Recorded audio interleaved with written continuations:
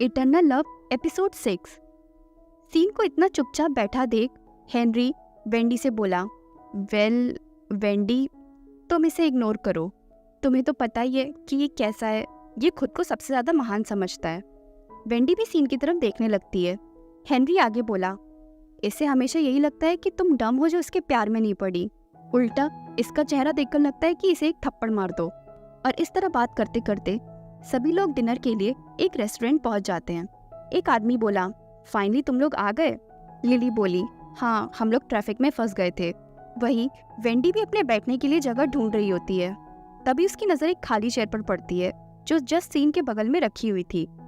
उस चेयर को देखकर वेंडी सोचती है, सिर्फ एक ही सीट, वो भी सीन के साइड पर। कोई ऑप्शन ना होने की वजह से वेंडी को मजबूरी में उसी सीट पर बैठना पड़ता है। तभी उनका एक फ्रेंड बोला, सीन, तुम मार्केट में कब से उतर गए, वो भी इतने खुलेआम। यहाँ पर सीन के दोस्त का मतलब था कि उसने लड़कियों में कब से इंटरेस्ट दिखाना शुरू कर दिया।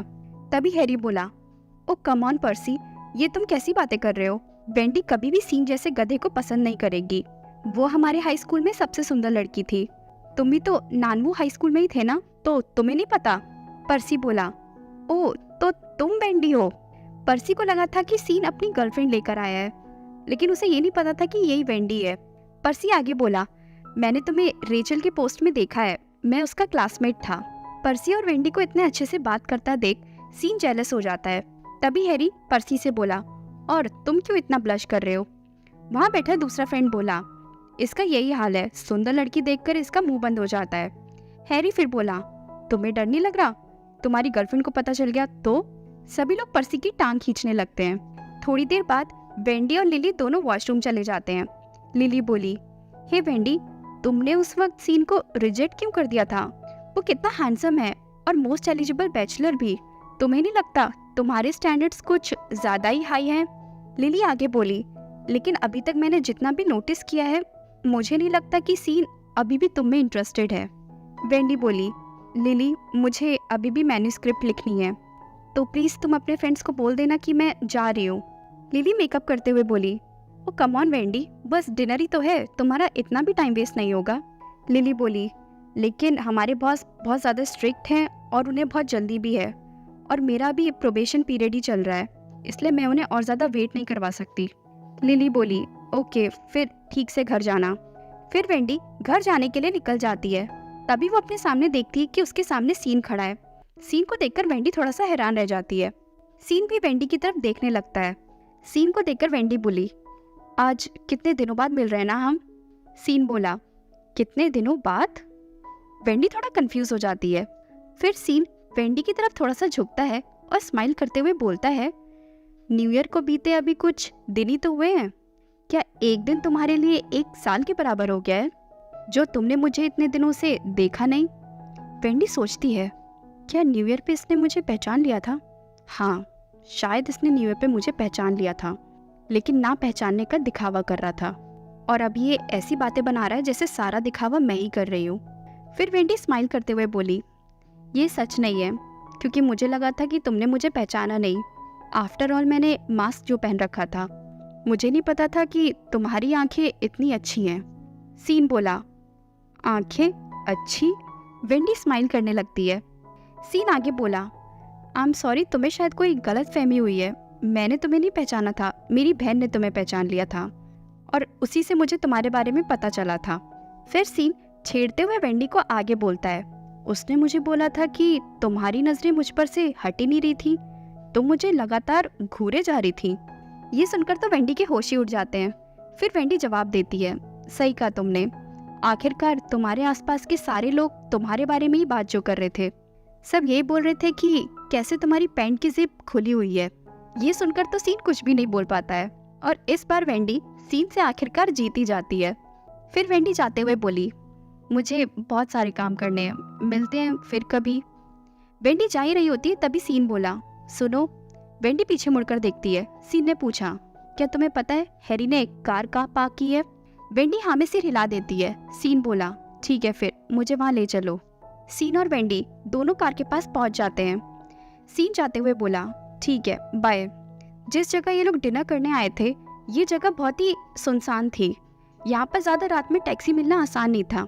वेंडी अपने लिए टैक्सी बुक करने वाली होती है, तभी उसे पता चलता है कि इस वक्त उसे टैक्सी नहीं मिल पाएगी। तभी वेंडी बोली, क्या तुम मुझे ड्रॉप कर दोगे? ये जगह बहुत ही सुनसान है, यहाँ पे टैक्सी नहीं मिल रही है। सीन बोला, वैसे तुम्हारा घर कहाँ है? वेंडी बोली, GIU सिटी में। सीन बोला, वो तो मेरे रास्ते से बिल्कुल उल्टा रास्ता है। वेंडी इरिटेट होकर सोचती है, मैंने ऐसा इंसान अपनी ज़िंदगी में कभी नहीं देखा। वेंडी बोली, मैं तुम्हें घर तक छोड़ने के लिए नहीं बोल रही हूँ, बस मुझे पास के मेट्रो स्टेशन पर छोड़ देना। सीन वेंडी को घूरकर देखने लगता है। वेंडी स्माइल करते हुए आगे बोली, आखिरकार मैं तुम्हें परेशान नहीं करना चाहती। वेंडी की स्माइल देखकर सीन ब्लश करने लगता है और बोलता है, ठीक है, बैठो। फिर दोनों घर के लिए निकल जाते हैं।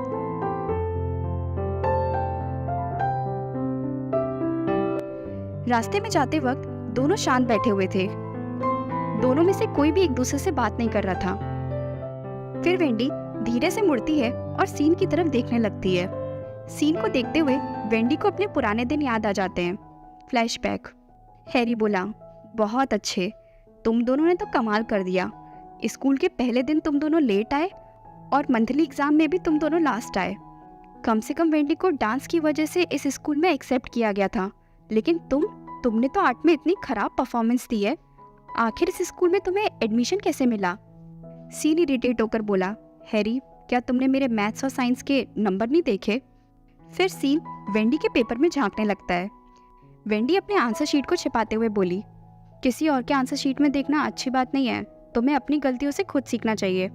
सीन स्माइल करते हुए बोला, गलतियों से सीखना, लेकिन मुझे एग्जाम में इतने ज़्यादा रेड क्रॉस नहीं मिले जितना तुम्हें मिले हैं। फिर वेंडी दोबारा से अपने आंसर शीट को देखने लगती है।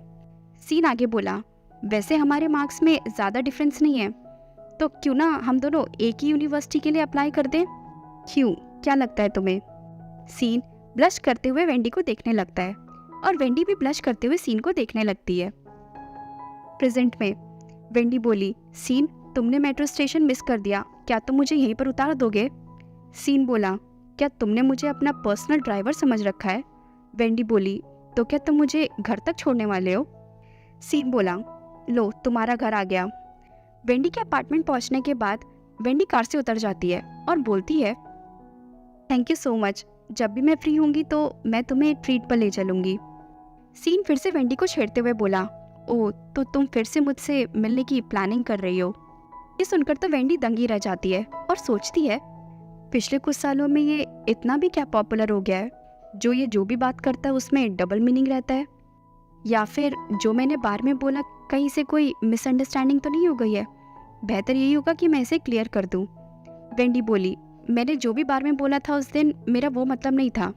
सीन बोला, कौन सी बात का? यही कि जब तुमने कहा था कि तुम्हें अफसोस है।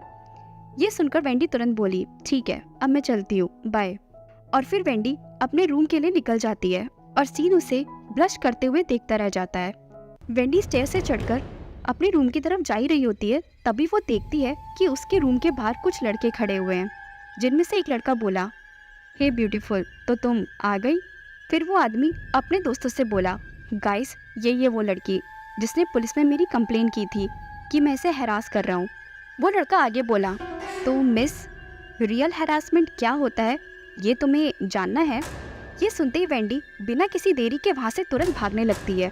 वो लड़का बोला, रुको, भागो मत, और तुम लोग यहाँ खड़े खड़े मेरा मुंह क्या देख रहे हो? जल्दी से जाकर उसका पीछा करो। वेंडी आगे आगे भाग रही थी और वो सभी आदमी उसके पीछे पीछे। उसका नेबर पीछे से बोला, कम ऑन लेडी, हम तुम्हें परेशान नहीं करेंगे, बस थोड़ी सी बातें ही करेंगे।